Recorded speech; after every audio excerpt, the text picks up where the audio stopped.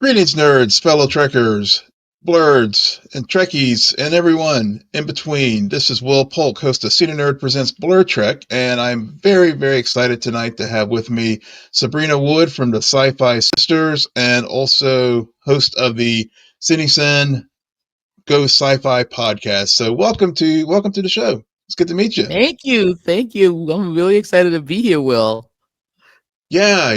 I know. Before we were recording, we were talking about various Comic Cons and some of the movie that you're going to be kicking off your, I guess, second season about. But we'll get into that in a little bit as we, Okay. go deeper into the conversation tonight. But yeah, so yeah, thank you to your team for reaching out to do this collaboration. Really excited to do this with you, and I've enjoyed watching Sci-Fi Sisters. You guys are as far as obviously we all have Star Trek in common, but also other things in the genre as well. And you guys are very very well known quantity out there. People, you know, you have everyone from Anson Mount Among to the I think I had Blerds. The Blerds know yeah who we are, right?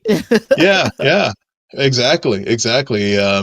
Yeah, I know you had Terry Farrell recently, I guess, celebrating the celebration of DS9, and Yes. She is so yeah. nice. Yes, that was so funny because when she came on, we use StreamYard also, and when she came Mm. on, we just all started fangirling. It was just horrible. We just Dax. Yeah, yeah. It was a Dax is big here. Yeah. Dax is here. She is, she's somebody that she's just like you think she's going to be. Just Mm. funny, nice, beautiful. Just so much fun to have her in the room. Just great Yeah. energy. I love her. Yeah. Yeah.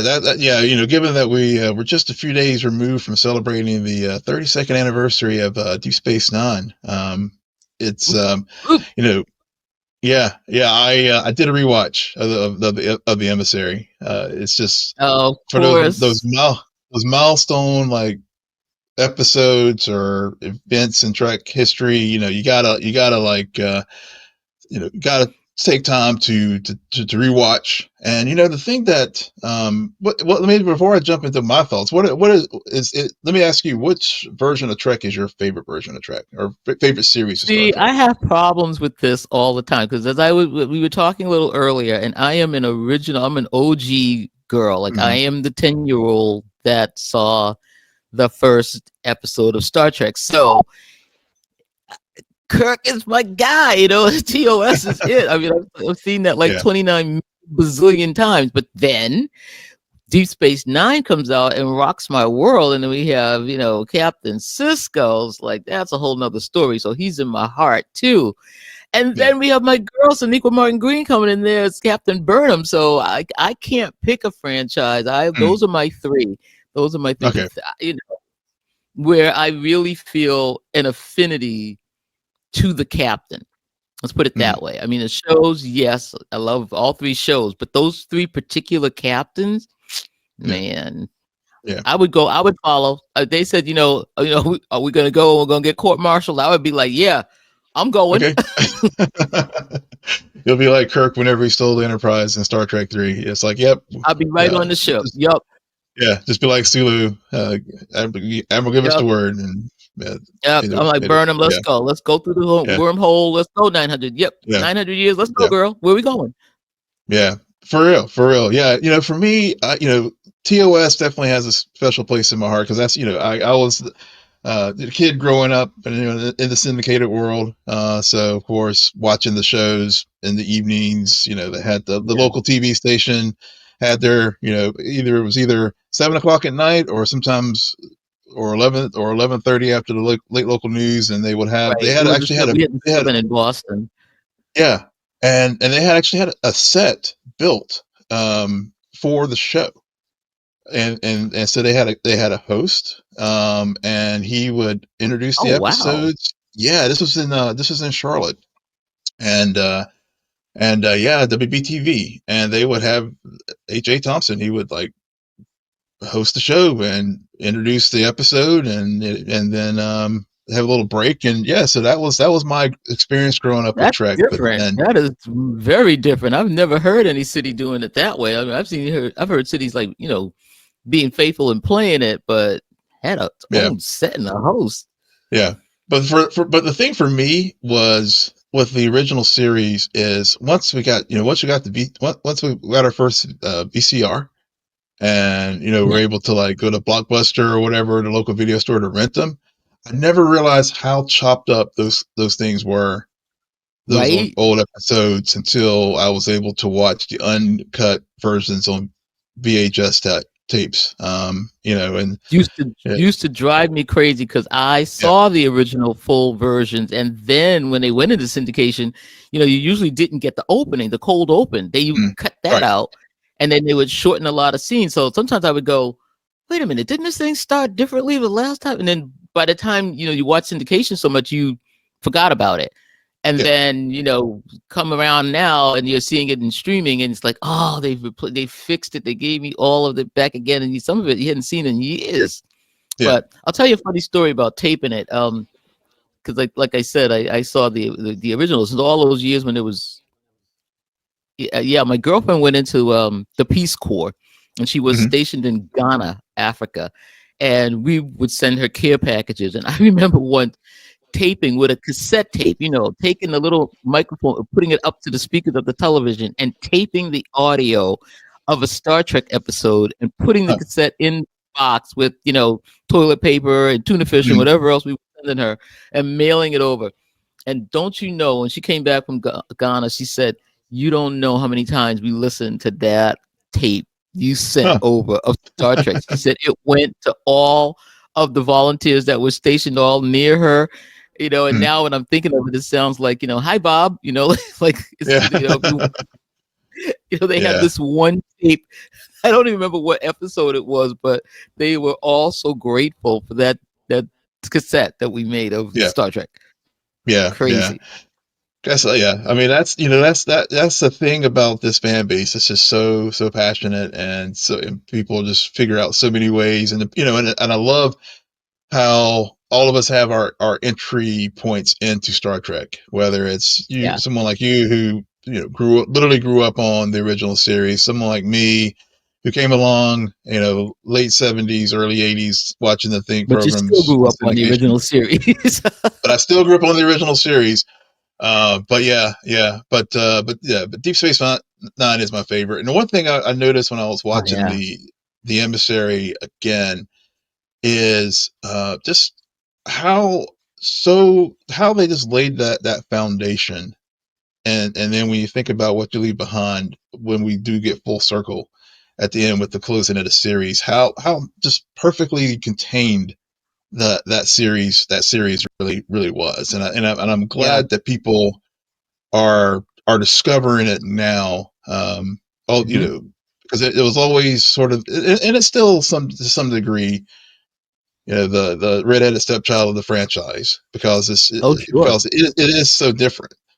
But but at the same time, I was just like, one, the pilot holds up really well, but two, just how what a beginning, middle, and end that series really had, and I'm glad to see them, give some love now, like Lower Decks and some of the new Trek. But yeah, but that's Yeah. the DS9 is my favorite one, And it's even though funny you the mentioned that. Even though yeah, go ahead. it's funny that you mentioned that holding up really well, because I think it is one of the shows that you can watch now. They're all decades years Mm, old now. That you don't find so much cringe as you find in some of the old other series, where they'll say something, or there's some scene or something, and you're like, what were they thinking when they yeah, made this one?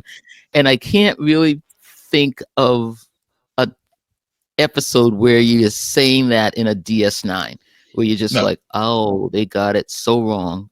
yeah, yeah. There are no codes of honor in DS9. Thank you. Thank you so much, my brother. Oh my God. Yeah, yeah. We're gonna talk about that. But We yeah, got listen to the Sci-Fi Sisters. We got a yeah. surprise for you about that one. Okay, I'll have to look that one up. I think I'll have to look that episode up. But speaking of the Sci-Fi Sisters, let's talk about your spin-off show, because that's why we're here. I know you're starting your upcoming season.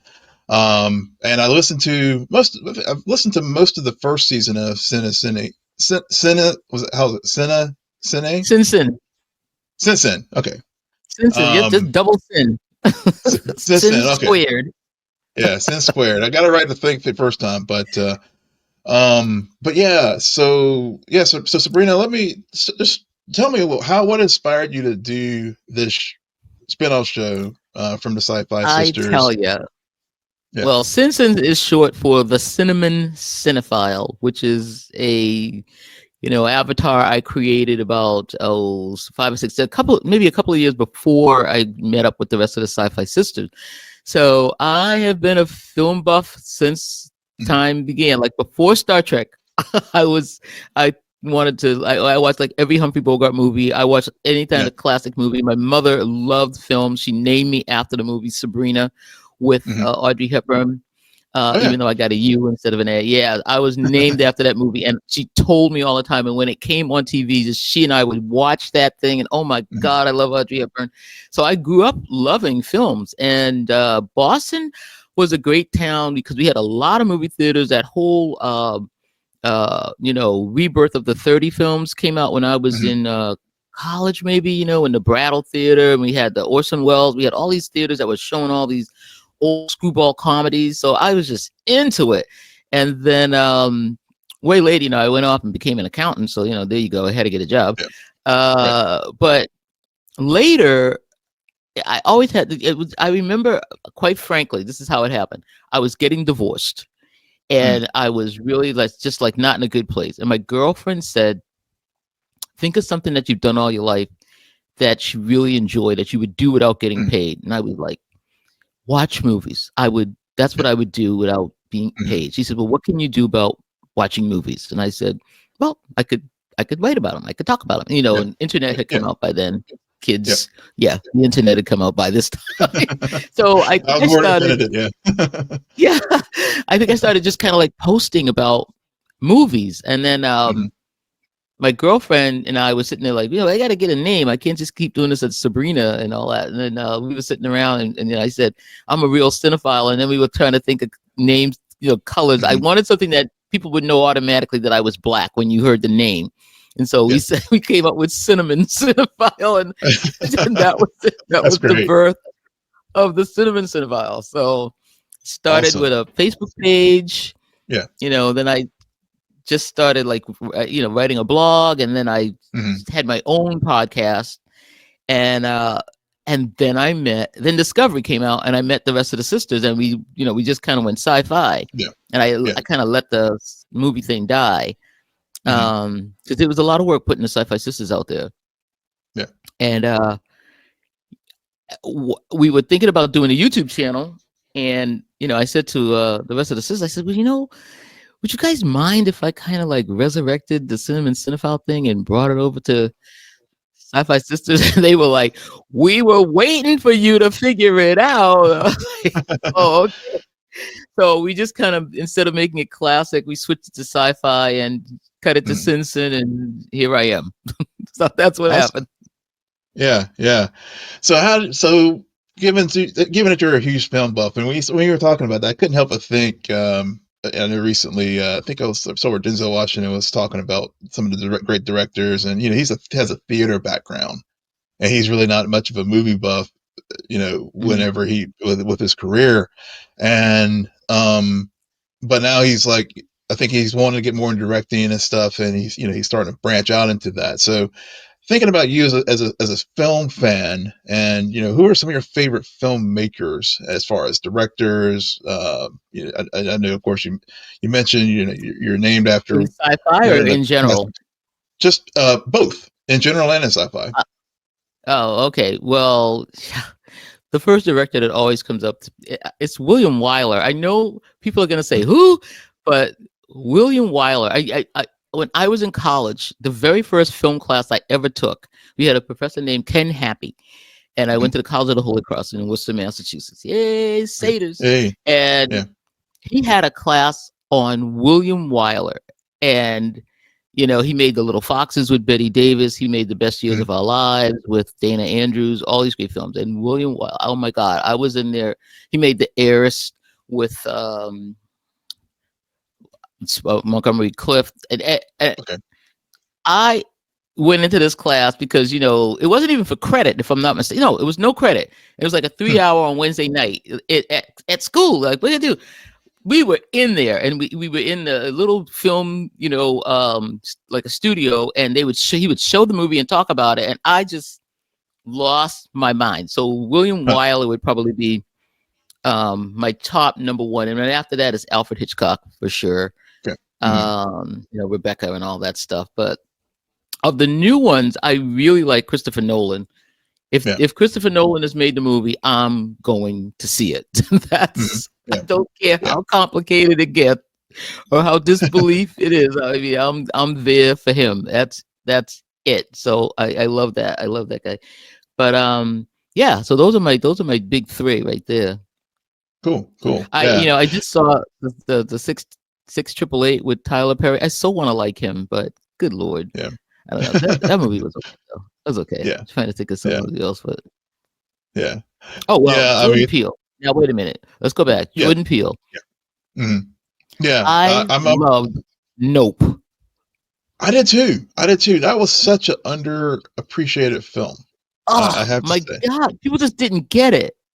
I don't think so. Yeah. Because I saw the trailer and I was just like, okay, I think this is going to be something that I can really get into. And then when I was sitting there in the theater watching it, and it just pulled me in. And you're right. I think folks just did not get it. And I know he's just, he's still trying to he's such. His filmography is such that people are still trying to get for him to can he replicate blanking on the title now, but Get Out. Yeah, Get Out. Exactly. Yeah, they're waiting for Get Out too. Yeah, they're waiting for Get Out too, but yeah, but yeah, but I take each one of his projects now on his own merit, and I think even though it's no Get Out, but it's definitely one that I was just like, yeah, I really enjoyed it, and it was definitely one of my top films of that year, for sure. Oh yeah. Well, it's like films are so expensive nowadays. Like Ryan Coogler, even too. When you think about it, Ryan, who is an absolutely amazing director, also, they only have less than a half dozen films under their belt. I mean, one of his films is Black Panther, but he's got 6, 7 films. They're so expensive. They take so much time. It's not like back in the old days that I liked in the the 40s and 50s, where you were pumping them out. You could make 3 films in a year, you know, and you had time to experiment. You had time to do a different genre. You had time to, let me try a film noir. Let me try a comedy. Let me try a love story. But you don't have that. You don't have that luck anymore. What's the word I'm looking for? You don't have that opportunity anymore. It's like people want to know, what kind of director are you and what kind of film do you make? And if you make 2 that are similar, well, you just better keep going. And if you make something that's off and out of the box, they're like, whoa, wait a minute, that's not what I was doing. I said, Tyler Perry's got it down. He's gonna make the same damn movie over and over and over again. Over and over, and he knows it's gonna. He cash those checks. He knows who he's making it for. He's figuring it out. And it's like, if you're not his person, just don't go to the movie. But my boy he's doing what he wants to do. But but I think that's one of the sad things about filmmaking today. They don't have the luxury of finding out what kind of director they are and all the different genres. Like, you used to, if you were at a studio back in the day and they were just giving you assignments and you could just pump out films, because that's what you're the B-list guy. You're making this and you're making that, but that's so true. I mean, I think people are more in the lane. I mean, I guess when you see, I guess Nolan is sort of, he's at that place now where he can go whatever direction he wants to go into. So, but for many directors, I mean, they really are stuck into that place, and then it's hard for them to jump if you're not an auteur, then Yeah, it's hard for them to get the money to yeah, yeah. I mean, I guess that's why I think with like when I think about that, like A24, I think is one of the studios that does take chances. Oh my god, I love them so much. Yeah. When you think about the Daniels, to be able to do, um, everything everywhere, and some of the other things in there. There's some, there's some hits, there's some misses, but at least they're willing to take chances So they on did artists. the what was the one with oh my god, I'm blanking. The Black Panther movie that they did about the brother that Oh, was shot and killed. That was them. That was A24. That was like before, yeah, yeah. I know which Daniel one you're talking about. Kaluuya. Yeah, Yeah, hmm I mean, yeah. It was yeah, like, oh, okay. They can turn on a dime and make things, and okay. I'm gonna let you go look up this movie because it was an A24, and it was the craziest movie I ever saw. It was hilarious. Nobody else will see this movie except my movie Chingu girl. If okay. you're out there listening, and you know who you are.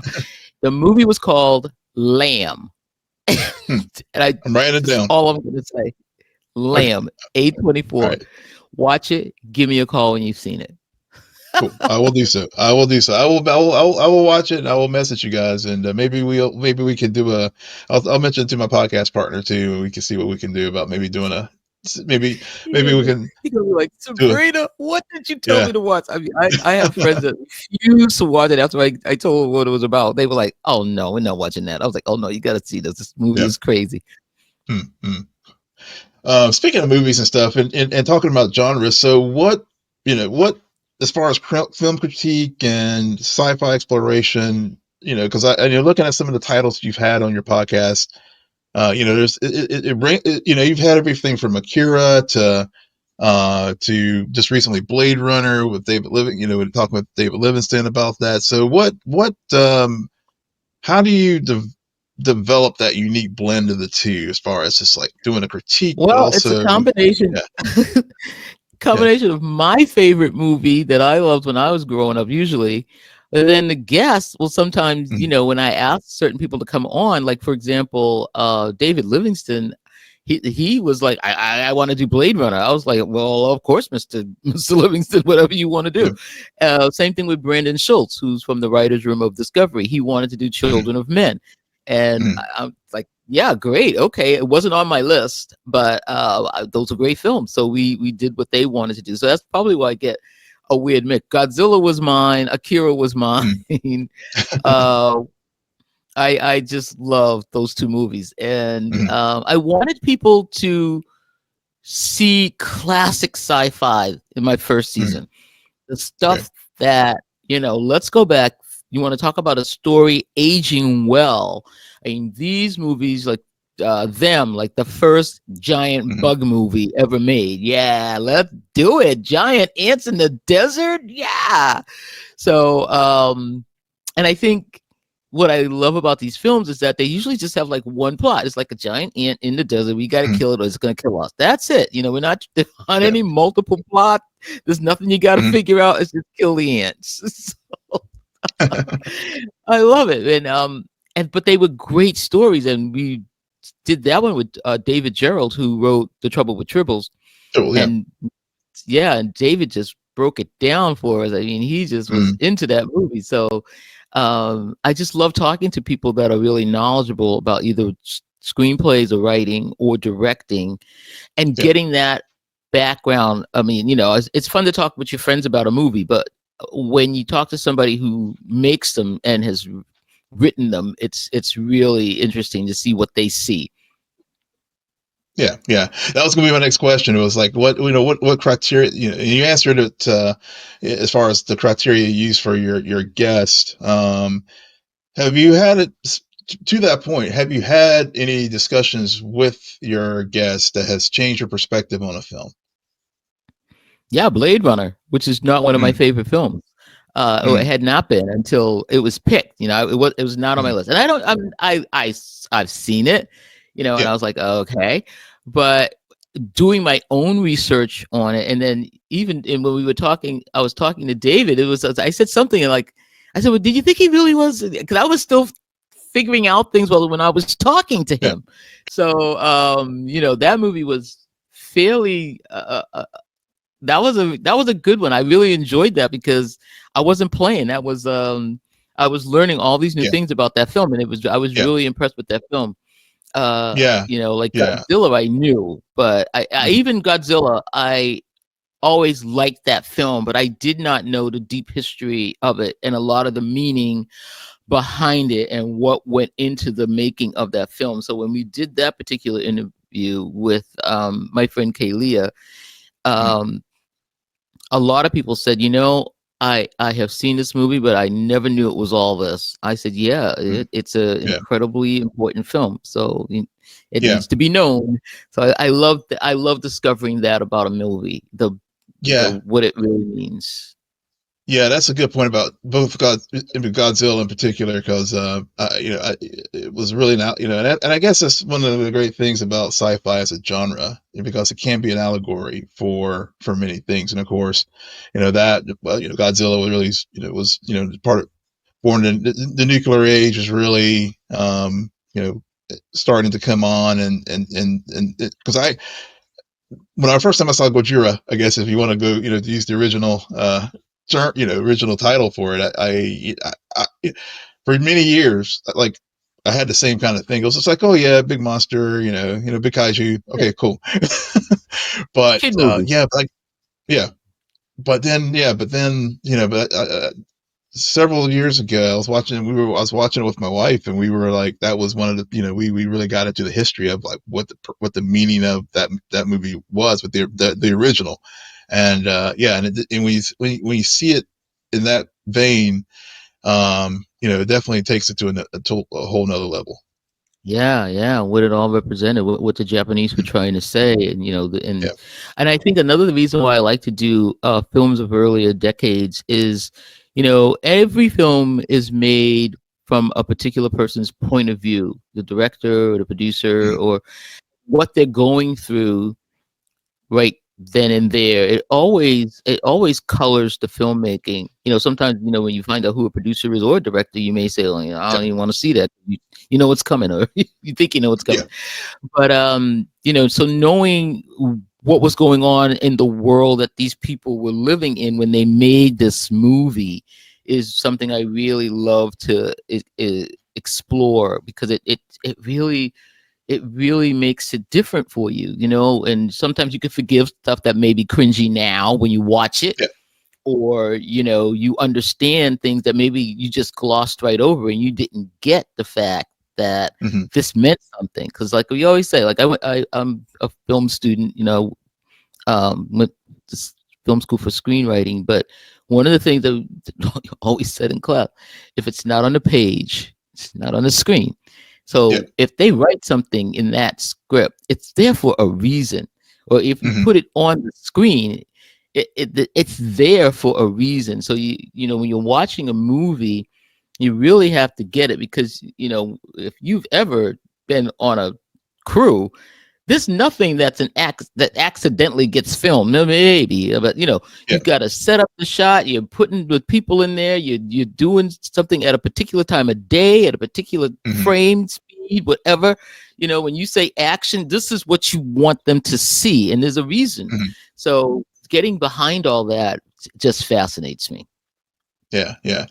So, I know you mentioned earlier, as a film critique, as far as film analysis, what do you think makes a good sci-fi film, as far as storytelling, as far as the special effects? I mean, is it a combination of the two? I mean, whenever you're looking at a sci-fi movie, Yeah, oh, yeah. and then, It's gotta have the yeah. story. Mm-hmm. That's the base. That's the base. Like if I'm doing a review of a film, Mm-hmm. did I like the story? Did I give two shakes about whether these people did whatever they were trying to do? And it can be as ridiculous. One of the things I like about sci-fi is you can suspend belief. Like it Mm-hmm. doesn't have to be scientifically possible. Like if it's implausible, like, oh, that would never happen, or you can't do that, I'm like, even better.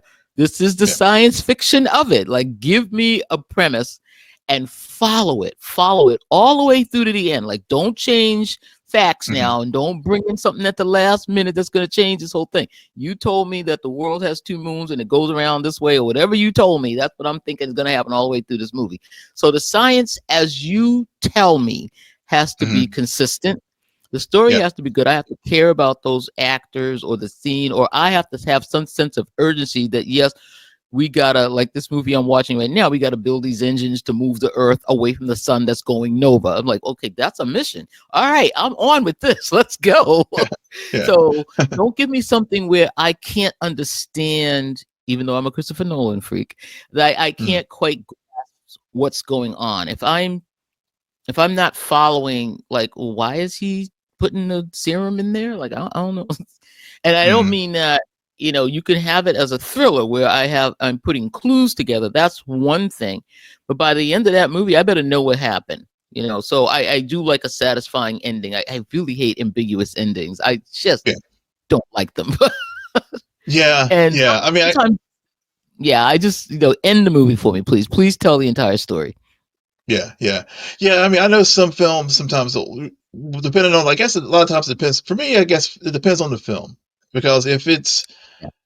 if we have ambiguous endings, if the if it was earned, then I can deal with it. There But you if go. it's but if it's just sort of like you're doing it for the sake of doing it, then I just that just doesn't. Right.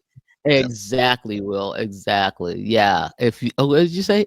You gotta earn it. Yeah, I like that. I'm gonna use that. I'm stealing that from you. Feel free to do so. Yeah, I have no pride of authorship in that. But it's funny you mentioned when we were talking about storytelling and all, and I think that's one of the things that on our podcast we just talked last night. We just talked about what if for Marvel season 3, and one of the things my podcast partner Sarah talked about was there was an episode in the first season that to this day it just it resonates with her and it just stays with Mm. her. And I think that's another thing. And for me, I'm that same way too, where like look when like for example putting together our top 5 shows of 2024. What's some of the criteria? And for me, we were also just talking about we at the end of the year we were talking about doing prophecy, and one of the questions came up was after we finished we did our list before Dune Prophecy ended, and the question came up, did that show change our list or whatever? And I'm like, well, no. I mean, and as we were discussing it, I was blanking on a character's name, and I was just like, oh, it's one of those things where if a show, whatever work of art, whether it's a book, whether it's a song, whatever it is, for me to make an impression, it's got to stick with me. Like, I'm Yeah. just if it's one of those things that just I'm just driving down the road and one thing, like I'm what really motivated character X to do X, Y, Z, those kind of things that just where a story just really stays with you. And also to your point about storytelling is um one of my biggest quibble is when screenwriters or writers rooms break their own break the rules of storytelling Yeah. and not be consistent with what they're if you set things up in your universe to be a certain way, it should remain a certain way, unless and if you do bring in something like you know fans fan service in, bring in a character, for example. um if you're going to Right. bring in a character, make it a reason why for the A part of story, that story. that's Give it part of the give story, him a to part advance in the that story. story. Yeah, not just to show, oh yeah, we got X, oh we got so and so Yeah. show up, but just for the sake of showing up. No, but make it a Right. part of the Right. story as far as making it moving forward. So that's some of the things that really get to me whenever I'm watching something, and it's like, okay, you just had this person show up just because it's a member berry, versus like, oh, this really advances the story. Right. So you could do a Yeah. clip to advertise Yeah. this thing, and that's Yeah. the only time you see this guy is in that clip, anyway. Yeah. But I tell you, the one thing that came out last year that really got all the Sci-Fi sisters was Supercell. Oh, we really enjoy that one too. Oh my God! Now That that was made some that storytelling. Yeah, that actually made my top 5 list of the year. Definitely, definitely. And I'm waiting. And like, why did we only get, what was it, 8 episodes?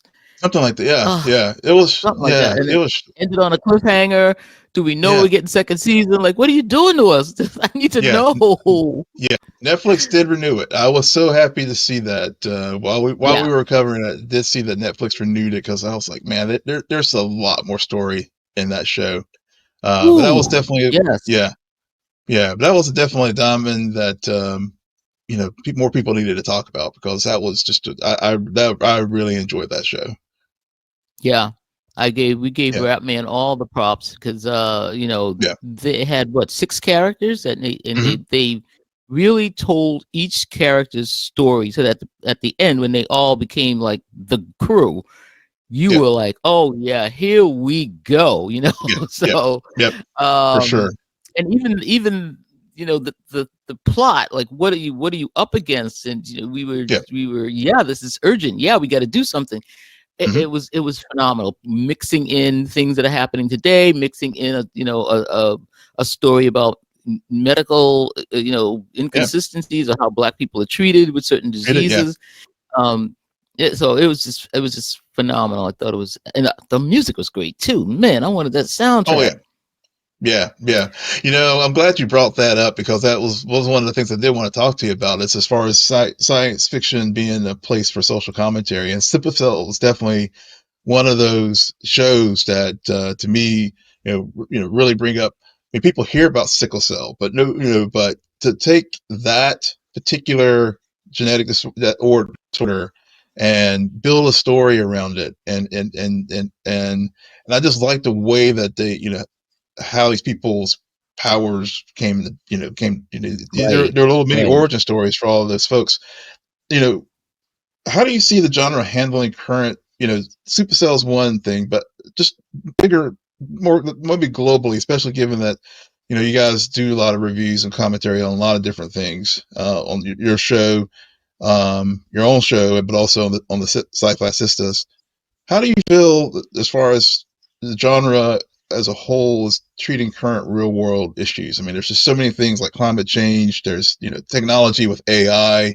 I mean, I think about that with like Mission Impossible, um, Yeah. last summer.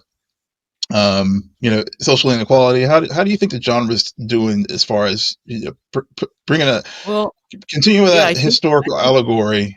Yeah. mhm.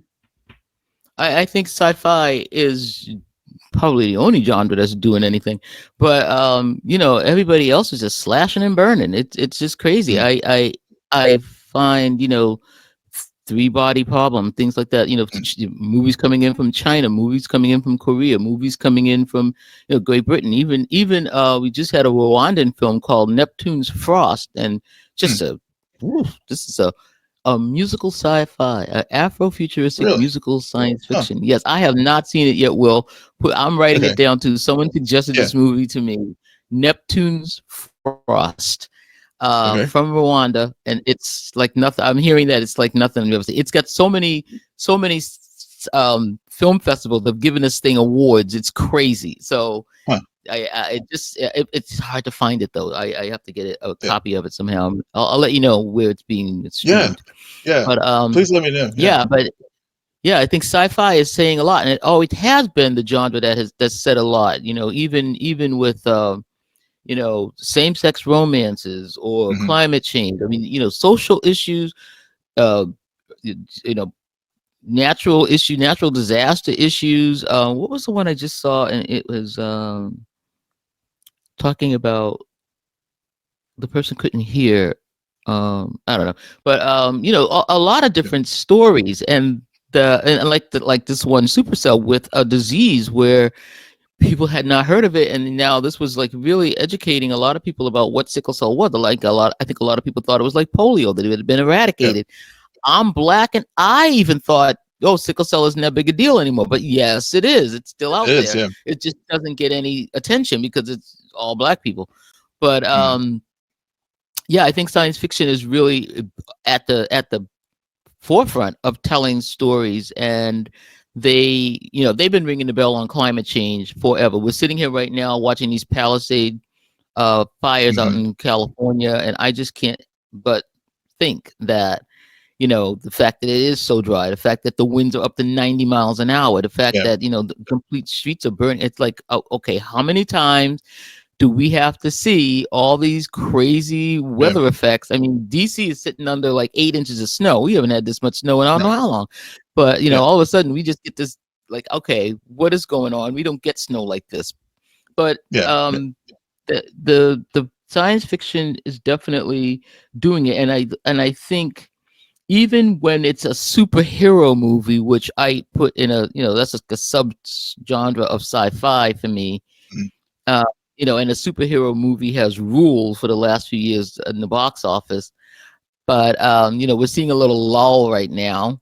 yeah, But we got Superman out now, though, so here we yeah, go. We got Deadpool just came out, but yeah, um, they still try to tell something more. Even the last Black Panther story was trying to tell a different, mhm, trying to tell something else about the Earth and what's at stake. So bravo, yeah, sci-fi. yeah, It's always been at the forefront. It's just I think this is I think it's a golden age of sci-fi.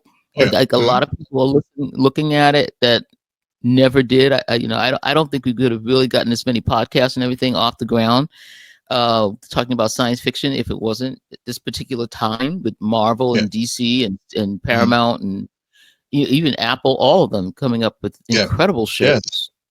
yeah, for sure, yeah, yeah, it really is. I think it is a really golden age for content. I know people use the word content, but it's a double edged sword. But that framing shows and movies and books and stuff like that way. But it really is. I think we even after granted we've made it through the strikes and COVID and everything else, but I really feel like this year and beyond is going to be a good rebound. That and we'll continue. As far as getting good things out there for sure. Speaking of Yeah. podcasts, yeah, speaking of podcasts and stuff. So tell me about sort of the development as far as some of the behind the scenes things that you do to prepare for your show. I know Well, obviously beyond yeah. watching the film, but I know you talked earlier about Blade Runner, for example, doing your own research. So what are some how what goes into the The sausage first thing making? I do is Yeah. download the script. I Okay. usually try to find the shooting script of the film. That's Mm. step one. Mm. And I like to read the script. If I have not seen the movie before, which has never happened actually, but no, actually the first one of the second season is called The Wandering Earth 2, and it is Okay. a Chinese dystopian blowing up everything sci-fi. I have not seen this before. I will try to find the script and see. I like to see if there's a difference or change, or Mm. what the screenwriter wrote versus what gets on the screen. And it's usually very eye-opening when you compare the script to the screen, because Mm.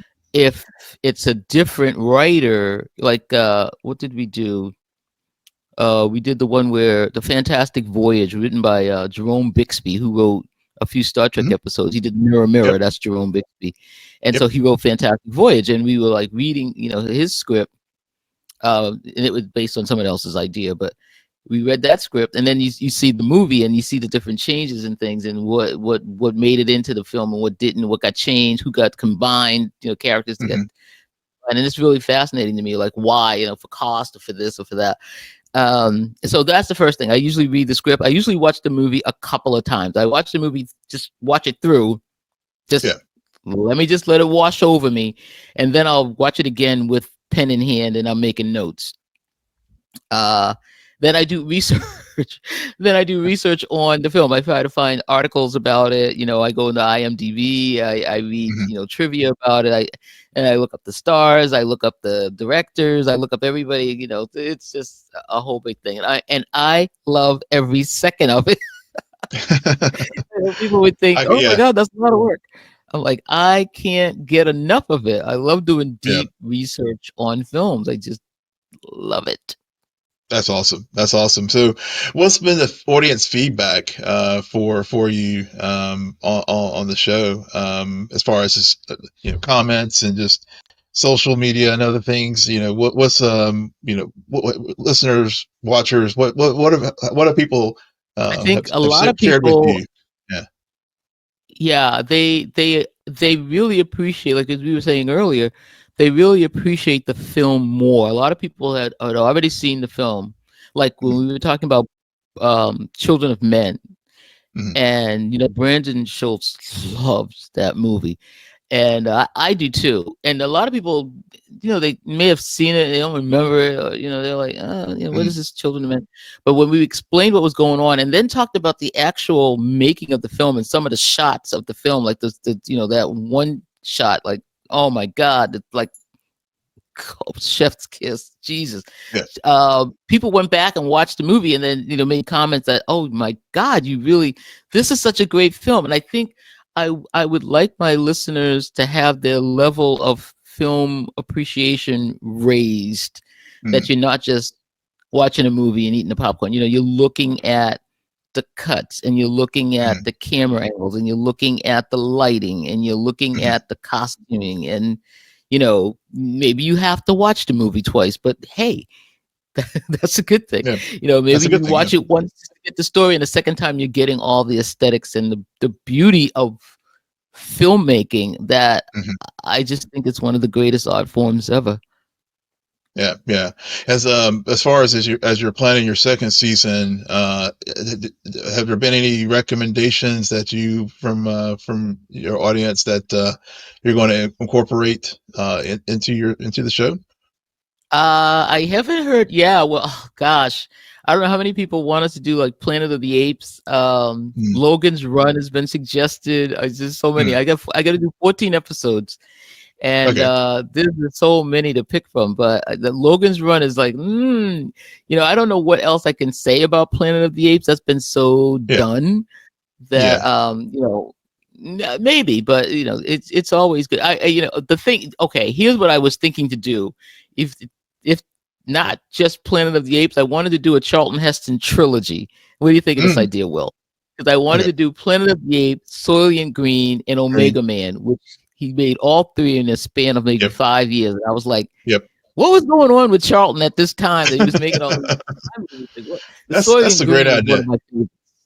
Yeah. Yeah. Okay, all right, all right. Well, maybe you should do it with me. Okay. Maybe. I need to watch Soul and Green again. Oh gosh, it's probably been about 15 years or so since the last time probably longer, since I've watched that film. And, and of course it's been parodied and just like Planet of the Apes, so, so many times, but, I'll be down for that. Yeah, all right. We might just have come up with an episode here. Yeah. Yeah, I Yeah. think the Chuck Heston trilogy, because Hmm. Soylent Green. Now that's a story, Yeah. and I'll tell you honestly, I don't know whether it's based on a book or whatever. I really don't know anything about the background of that movie, and I I would think like to know because it's an yeah. amazing story. Yeah. Omega Man, I know, is based on another book, a very famous book, and Yeah. then like I Am Legend is pretty much the same story again, but Mm. I believe that's right. I think yes. I think that's So right. Yeah. I would kind of like to go deeper into Yeah. those three with Chuck, because Yeah. despite how he went out, Charlton Heston was Yeah. one of my favorite. Come on, Judah Yeah. Yeah. Ben-Hur, listen, listen, For sure. For that was sure. the Yeah. guy. Yeah, yeah, yeah. That's what they don't make him like him anymore. And I'm not talking about his politics or whatever. It's just as far No, as just like exactly. that era of filmmaking with so many people Which like that film him. was directed by whom? Um, William Wyler. Will Wyler. That's right. Oh, that's right. Ah, there we Judah go. Ben-Hur. Oh my god, Yeah, I love that film. I'm gonna go yeah, watch this after I get off of here because I haven't seen that in ages. yeah, yeah. And I think I think Soylent Green. I can't remember if the book. I think I don't know if it was novelization from the film or vice, or if they took it. Yeah, if folks down in the chat, let us know because I don't know right off the top of my head. Of course, it'll come to me like right after we get done recording here. But yeah, that era was definitely yeah. They don't make them like that anymore. They really don't. Yeah, But yeah, the sci-fi that was coming out in the 70s like that was really dark. yeah, You had like yeah, Andromeda Strain Strain, and yeah, Soylent Green and ooh man, Planet yeah, of the Apes. Like the yeah. endings of these movies were not good. No, no. Clockwork Orange is another one. Ooh, That yeah, it was yeah, rough. It was rough. yeah, yeah, yeah, yeah. Those Oh dystopian films were yeah. It's like a whole yeah, way yeah. dystopian. Yeah, yeah, for sure, for sure. So, in the time we have left here, tell me. Speaking of your second season, when will it kick off, and what other projects do you have coming? I know when I was talking with Derek, who was on our show a few weeks ago, we were talking about his show on your network, your podcast network. Uh, when are you guys going to be returning? We're gonna And start the first CinnCine Goes SyFy episode will drop on January 29th at Okay, 9:30 p.m. live with Dr. Chandra Prescott Weinstein, and we will be doing the Wandering Earth 2. That is the one where we're going to build engines and put them on the Earth and the moon and push the moon off and push the Earth out to the solar system because the sun is going to go nova. I mean, why wouldn't you want to see this yeah, movie? So, yeah. from China, which they can make a film. I tell you, the CGI in this one is great. I'm not a Hmm. huge fan of a lot of CGI films, but Ah, this is spot on. This really? is like Hmm, wow, hmm, wow. So a very kind of Independence Day feel. okay. A little bit of foundation is a lot Hmm, of memories getting kicked off here. So check cool. this movie out, Wandering Earth Yeah. 2. It's a prequel of The Wandering Earth. Even though Okay. this is 2, this one happens before Wandering Earth. Okay. Okay. And the theme this year for the season is international. I really want Hmm, to bring in more films from sci-fi around the world. I want to do Attack the hmm, Block, which is located yeah. in London. I want to do Train to Busan in Korea, Hmm. District 9, South Africa. So, and all of them telling dystopian stories. Like the whole world has to say, Well, oh, me. yeah. Well, Have you ever seen it? there could be not deny. Well, that may be the mood. I'll just leave it there. Yeah, That many people may be feeling these days. right, right. But Yeah. if it's not international, then I definitely want to show more films that have black cast, black Mhm. storytellers, or something like that. Being a sci-fi sister, being the Cinnamon Cinephile, let's get Yeah. that out there. But I always want to spotlight the black people, because Yeah. I think there's some storytellers uh that don't get that platform, and that's one of the reasons Yeah. why I became a film reviewer. Did you Mhm. know that of all the film reviewers in the United States, only 4% of them are black females? Really? Four. That low? 4. Yeah. Wow. So if you have a Yeah. story that is a lead of a black female telling like a romance or something, the Mhm. chances that you'll get it reviewed, that it'll make it into Rotten Tomatoes and get the required 5 reviewers to review it so that it gets on the meter and people look at it, is slim and none. Yeah. Yeah. Yeah. You I know, mean, I'll give you yeah. a film that you need to watch that got like no attention, none, because it's black female leads. Fast Color. No, yeah. I haven't heard of it. Gugu Mbatha Raw, Okay. Lorraine Toussaint, and Mm. if you know those 2 names, I love you. But Google, everybody knows her if you see her. She's been in Belle. She was in Mhm. the Marvel series with Loki. What's Yeah, when they would go back and forth? Yeah. yeah. And this movie is about this family of black women who have superpowers, and climate change is involved. Hmm. Unfortunately, this movie was directed by a female. It stars black females, and so it got like no review, no press, no play, hardly any distribution. When it came out, they opened it in 25 movie theaters total. Hmm. Really? So Huh. everybody's like, well, but go and watch Fast Color, because it was one of the best sci-fi films to come out back but nobody saw it. Yeah, yeah, yeah. This is the first I've heard of it. So yeah, and to your point, I mean, that's just is criminally how underrepresented black reviewers and female reviewers in particular are in the film space. Yeah. Because yeah, I mean, because and just even looking at YouTube's and other things, I mean, I think it's great that the Sci-Fi Sisters came together, because and that's one of the reasons why I did sort of my kickoff show, because one of the things I found for myself was with watching Picard, I was just like, there was just not many black male, female people out there reviewing these shows and talking about these shows and having our perspectives, and so it was Oh, just I'm telling you, we angry went angry off guy when he yelling cut at off the that cloud. black Yeah, audience. Yeah. yeah, Yeah, it was, people were loving it, and we said, I said, just so it's like really being hostile to black actors in this. Is anybody noticing how many black mm-hmm. people are getting killed in this show? The Yeah, first scene, you just killed a black alien boy, like you knifed him. You knifed him. Like yeah, he was there for 20 seconds.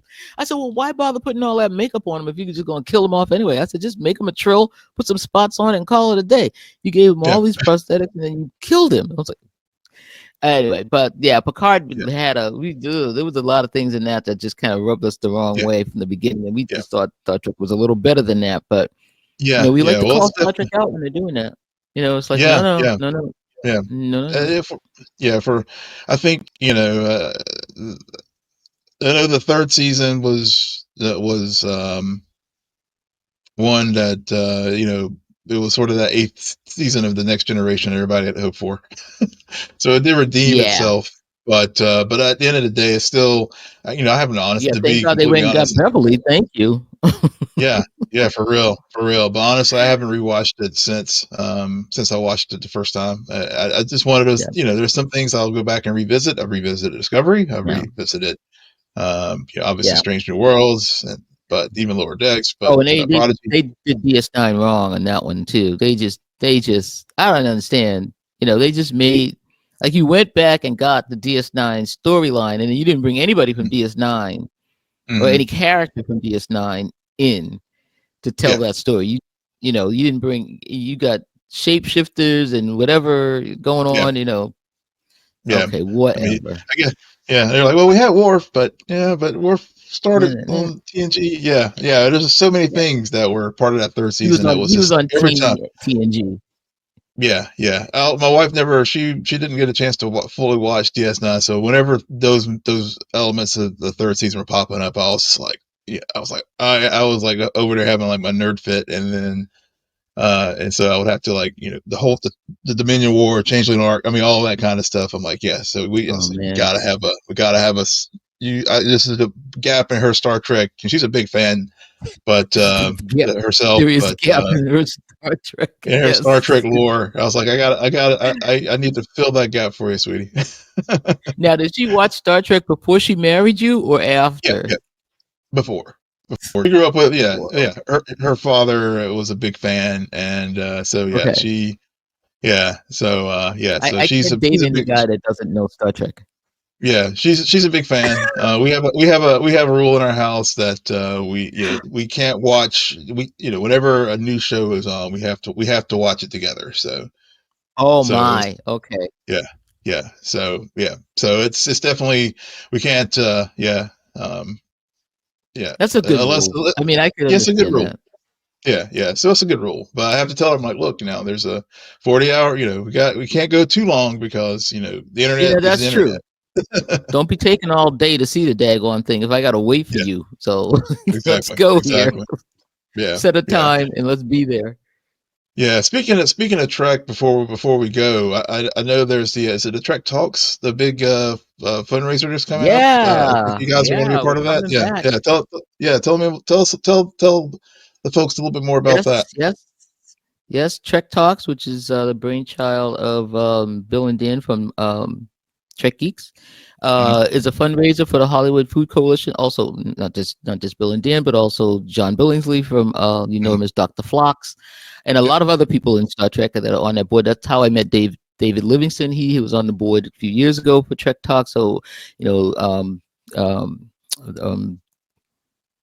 Gene Roddenberry's son. Everybody's on this thing. So all Yep. trying to raise money for the Hollywood Food Coalition, which does a really fantastic job of feeding homeless people in LA, which I think is going to really ramp up right now. I mean, I'm so frightened for Yeah. what's going on in LA right now. So my heart is going out to them. So this will be a really Definitely. crucial fundraiser. So people, please listen. It's going to be on ah, J- um, Coming January up soon, 19th. right? Yeah. Yeah. I guess Yep. over to King weekend. Yeah. Yeah. That's gonna kill me. Um, and we are doing the hype show, and Nice. Tamia is also moderating the Discovery reunion panel. We are going to be all over there. Yvette is behind the scenes, being one of the producers. And last year we raised about $100,000 Mm. for the Hollywood Food Coalition, and so this year we're looking to do even better. And I mean, it is going to be a smashing lineup. So get ready. We will hype it up officially for you. Oh, But awesome. it's always so exciting to do Trek Talks because they just get everybody, and it's gonna be great. So that's one thing we're gonna be doing, and the other thing is we're going to be doing Trek Long Island. We're going to be Okay. there in May. We're going to be doing Awesome Con. But like I said, the show's going to kick off. Our podcast will be kicking off later on this month, and on the 24th. And so we'll be back on our every other week schedule on the Trek Geek Network. And yeah, Trek Talks is going to be January 18th from Okay. 9:45 a.m. Pacific time or 12:45 p.m. Eastern time. So January 18th, Right. not what I said earlier. Is that Okay. there? See, I fixed it.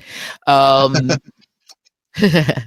and we'll be doing that hype show at 12:45. That'll be us. So get ready for that, and we're just really excited. Yeah, we've got the podcast coming. We've got the live show coming up. We're going to be doing a thing on. We're all excited for Section 31. Section Hmm. 31. The premiere coming. Yeah. So get ready for that. You know, my show's kicking off. Derek, and we have Elf Quest Two Moons and a Microphone with Tanya, which has become one of my favorite things. I am so into ElfQuest because of Tanya Mm. Scott Thomas. Oh, cool. I love that show. So Awesome. I never knew anything about ElfQuest until Yeah. Tanya came along and I was hanging out with us and telling us about elf. I was like, what's with these elves? I can't even get into this. What? But now I'm like, no, I want a name. I gotta read it. I got the books. That's I got great. That's great. Yeah. yeah, That's awesome. ElfQuest. That's awesome. Yeah, I'm Yeah. not a big, I'm familiar. I know it in title only, and that's about the extent of it. But I'm sorry. You know what? I said I know ElfQuest in like title only. But I never, Oh, yeah, the but title only. yeah, Yeah, yeah, yeah. yeah. You do better than me. I never even knew like what. But you know what? I'm telling you. Have you watched Tanya's show? Please watch her show Okay, because I'll she check it is out. so knowledgeable about that. And I was watching because so we're producing the show, so I'm watching it. And I didn't know anything about it. I'm listening to her and I'm going like, oh damn, I got to get into these books. Now there is some really deep storytelling, and those Okay. fans are as loyal Star Trek fans. So we did a Hmm. show why Star Trek fans would love ElfQuest, and it was Hmm. really, if you are a Trekkie, I think ElfQuest would really appeal to you. Great, great. Well, thanks for the tip. I will check that out because I'm always looking for new things to pick up and all. But well, before as we close out here, thank you for being here. I really enjoyed having you on. I hope we can do this Oh again. yeah. And Talk now more, we've got an geek out episode more. that we're gonna do. We're doing that Yeah, Charlton Heston yeah. trilogy. You may think we're not doing. We're doing that. I'm hey, just name the time and place. I will be there. Okay. I'm But gonna follow up with yeah, you on that. please do. But yeah, but thank you so much for being on Cena Nerd Presents Blerd Trek. Before we sign off, tell everyone where they can find you on socials, the internet, and all that kind of stuff. Yes, you can find the Sci-Fi Sisters at sci-fi-sisters.com. That's SYFYSISTAS.com. You can find us on Instagram and Blue Sky and Threads as Sci-Fi Sisters. And also make sure you check us out on our YouTube channel, which is Sci-Fi Sisters YouTube channel. And of course, you can find us on the Trek Geek Network as Sci-Fi Sisters. So just remember, SYFYSISTAS. Thank you. Yes, and be sure to follow them and check their work out. They're doing. You will, if you're a fan of not only Star Trek but other things in the genre, you will find something there on the Sci-Fi Sisters. They have something for everybody. Great show. Can't speak highly enough of them, and Thank be you sure to much, check them Will. out and follow them. And be sure to subscribe not only to their work, but also subscribe to our channel here on YouTube. Of course, we're also, you can see us below. You can find us wherever you get your podcast at www.scenanerdpodcast.com. Be sure to rate, follow, subscribe, like, do all the sharing. You can find us on all the socials, my socials at Will and Polk, WILLMPOLK, at all the social networks. You can find Sarah at SJ Belmont on Twitter, just other social networks as well. And with that, thank you so much for watching. Please leave a comment in the chat if you want to suggest a film for Subrina to review. And with that, live long and prosper. Whoop, whoop.